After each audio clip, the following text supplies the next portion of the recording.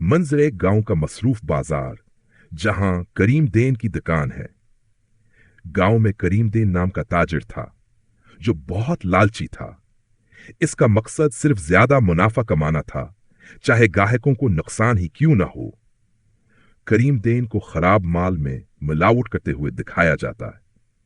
करीमदेन, अगर मैं चीनी में आटा और घी में पानी मिला दूं तो मेरा मुनाफा दोगुना हो जाएगा। कौन जांचने वाला है?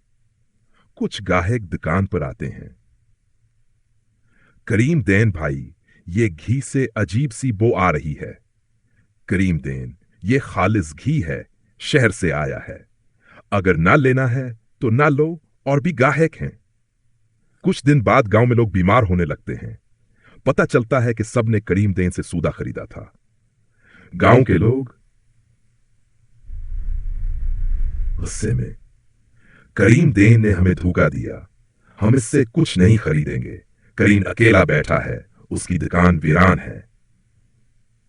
करीमदेन, काश मैं ईमानदारी से कारोबार करता। लालच का अंजाम हमेशा बुरा होता है। इज्जत और कामयाबी सिर्फ ईमानदारी से हासिल होती है। दोस्तों, अगर वीडियो पसंद आई हो तो लाइक करना ना भूलें। और हां, चैनल को सब्सक्राइब करके बेल आइकन भी दबा दें, ताकि आपको हमारी हर नई वीडियो का नोटिफिकेशन सबसे पहले मिले। आपका सपोर्ट ही हमारी ताकत है। शुक्रिया।